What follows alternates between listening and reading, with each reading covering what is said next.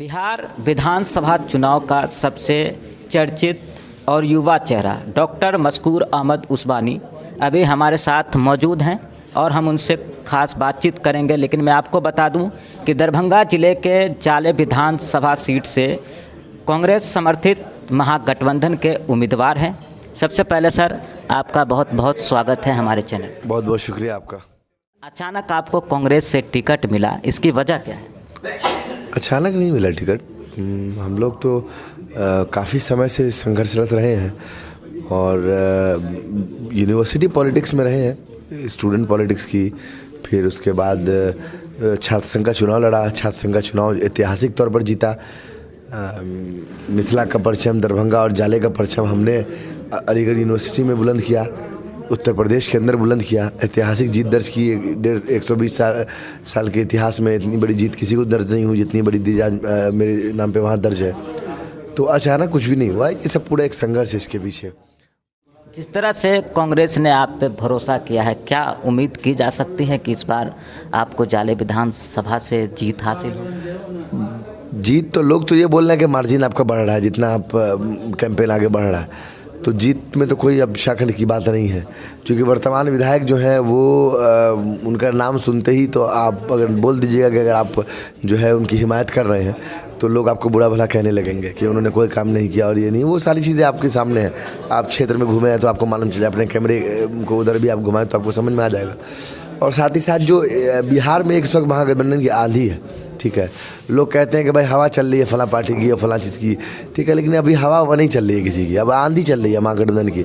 और इस आंधी में एनडीए की सरकार को बिहार की जनता उखाड़ के फेंक देगी। मशकूर साहब, सबसे पहले आपके इशूज क्या है? जब आप क्षेत्र में वोट मांगने के लिए जाते हैं तो किन मुद्दों के साथ? देखिए, 4 अहम मुद्दे हैं जो बहुत ही बुनियादी मुद्दे हैं। सबसे पहला मुद्दा हमारा शिक्षा का मुद्दा है। आज़ादी के 72 साल बाद भी जाले विधानसभा क्षेत्र में शिक्षा साक्षरता का दर 58% है। उसमें महिला साक्षरता का जो है दर वो लगभग 45% है। तो आखिर क्या वजह है जो हमारे यहाँ 40% लोग आज भी अंगूठा लगाते हैं, उनको सिग्नेचर करना नहीं आता? अगर मुझे जनता ने सेवा का मौका दिया तो मैं कोशिश करूंगा कि 90% से ऊपर लोग जो है जाले के अंदर लिटरेट हों, उनको कम से कम अपना सिग्नेचर करना है। साथ ही जाले के सरकारी स्कूल की जो बदहाली है वो किसी से ढकी छुपी हुई नहीं है। जर्जर इमारतें, न स्कूल में शिक्षक आते हैं, न बच्चे जाते हैं। मैं जाले के में जो है अच्छे स्कूलों को खुलवाने की कोशिश करूंगा। जो स्कूल बिल्कुल जर्जर हो चुके हैं उनको रिनोवेट कराने की कोशिश करूंगा। मेरी कोशिश होगी जाले के एक बच्चे को उसकी उंगली पकड़ कर मैं स्कूल ले जाऊँ। स्वास्थ्य सेवाओं का जो हाल है जाले के अंदर वो बिल्कुल नील बट्टा सन्नाटा हो चुका है। प्राथमिक स्वास्थ्य केंद्र का आप निरीक्षण कीजिए, अपने कैमरे को घुमाइए, आपको समझ में आ जाएगा कि जिस कमरे में डॉक्टर को होना चाहिए उसमें भूसा पड़ा हुआ है, इसमें दवाई होनी चाहिए उसमें जरावन बड़े हुए हैं। तो कहने का मतलब यह है कि स्वास्थ्य के नाम पर नील बट्टा सन्नाटा है। हम पेशे से डॉक्टर हैं, हमें मालूम है कि किस तरह से जनता की सेवा करनी है, किस तरह से उनकी सेहत का ख्याल रखना है। अगर जनता ने मुझे आशीर्वाद दिया तो एक डॉक्टर होने के नाते हेल्थ की क्या क्या फैसिलिटीज़ विधानसभा में होनी चाहिए वो मुझे मालूम है, उसको इम्प्लीमेंट कराएंगे। साथ ही साथ फ्री में गरीबों को दवाइयाँ भी मुहैया कराई जाएगी। किसानों का मुद्दा हमारे यहाँ बहुत अहम मुद्दा है। बाढ़ग्रस्त इलाका हमारा आता है, हर साल बाढ़ आता है, किसान का फसल बर्बाद हो जाता है, कोई उसको मुआवजा सही नहीं मिलता। हमारी सरकार अगर आती है तो हर किसान को उसके जितना नुकसान हुआ उसका मुआवजा दिलाने की कोशिश करेंगे। इसके साथ साथ बाढ़ का जो दिक्कत है जो हर साल आता है आपदा के रूप में, इस आपदा को हम जो है कहीं ना कहीं कोशिश करेंगे कि इसको हम वरदान बनाएं। अच्छा, कंटिन्यू जब से कैंपेन शुरू हुआ है आप फील्ड में घूम रहे हैं, क्या लगता है आपको कि जो जाले विधानसभा की जो समस्या है ज़्यादातर किस टाइप की समस्या है, कौन से इशू हैं? असल समस्या जो यहाँ पे शिक्षा, स्वास्थ्य, सड़क, ठीक है, किसानों का की समस्या है, गरीबों की समस्या है, इसके ऊपर कोई समस्या नहीं है, ठीक है। यही बेसिक चीज़ है, बहुत बुनियादी चीज़ है। अरे अगर आपकी आने वाली नस्ल है, आपके बच्चे, आपके भतीजे, आपके बेटे अगर वो स्कूल को नहीं जाएंगे, शिक्षा ग्रहण नहीं करेंगे तो कितना बड़ा नुकसान होगा। आपकी तबीयत ख़राब होगी तो आपको कभी सीतामढ़ी भागना पड़ता है, कभी मुजफ्फरपुर भागना पड़ता है, कभी आपको दरभंगा शहर भागना पड़ता है। आखिर ऐसा क्यों है? छोटी मोटी बीमारियों के लिए आपको क्यों भागना पड़ेगा? तो जाले विधानसभा के अंदर स्वास्थ्य की कोई सेवा ही नहीं है। जो बिल्डिंग बनी वो जर्जर हो चुकी है, वहाँ न डॉक्टर है न दवाई है। तो मैं ये समझता हूँ कि कहीं ना कहीं ये बहुत ही बेसिक मुद्दे, बुनियादी चीज़ें हैं जो हर किसी का हक है। जाले की विधानसभा के क्षेत्र की जनता का हक है कि उसके बच्चों को स्कूल भेजा जाए, अच्छे स्कूल हो उसके लिए अच्छी स्वास्थ्य सेवाएं हो। जाले के किसान का ये हक है कि अगर बाढ़ आए तो उसको फिर मुआवजा मिले उसकी फसल बर्बाद होने का। जाले के नौजवान का ये हक है कि उसको सरकारी नौकरी में रोजगार मिले। ये जाले का हक है, जिस हक से जाले को वंचित रखा गया है।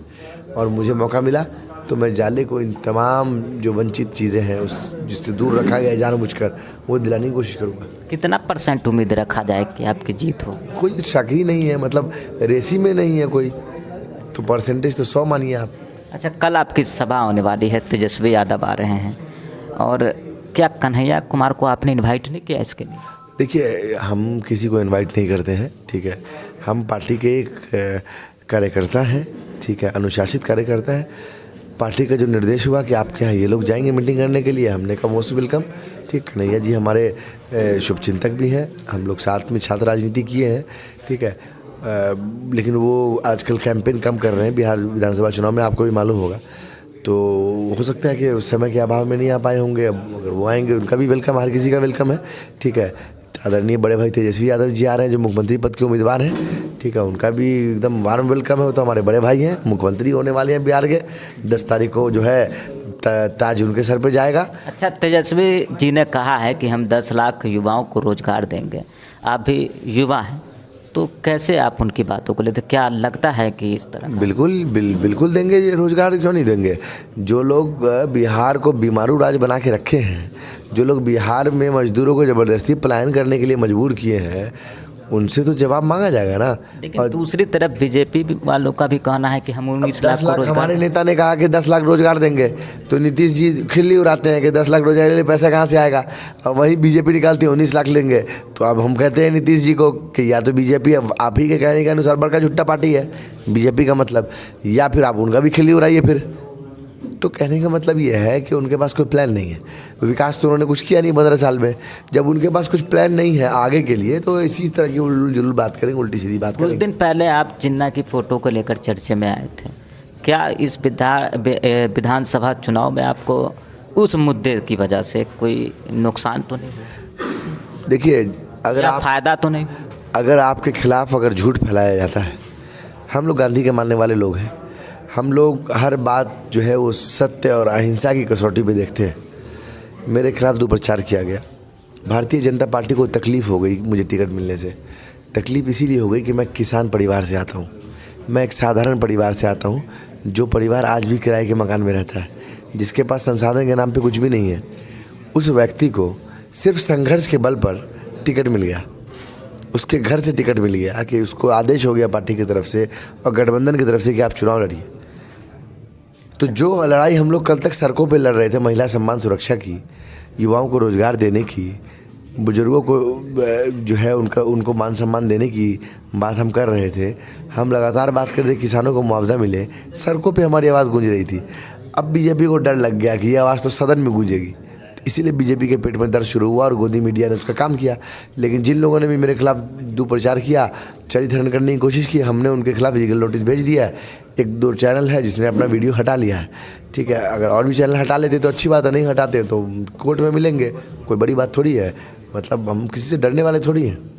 अच्छा सर, अगर आपको जाले विधानसभा की जनता विधायक चुन लेती है तो गरीबों के लिए आपने क्या सोचा? देखिए, हम खुद गरीब परिवार से आते हैं, किसान परिवार से आते हैं, तो दर्द तो हमको मालूम है। दर्द नहीं होगा, हमको मालूम है कि गरीबी क्या होती है। हमको मालूम है कि लालटेन और डिबिया में पढ़ाई कैसे करते हैं। हमने लालटेन में पढ़ाई करके शिक्षा ग्रहण की है। हमने वो समय देखा है जो समय आखिरी तबके के लोग देखते हैं।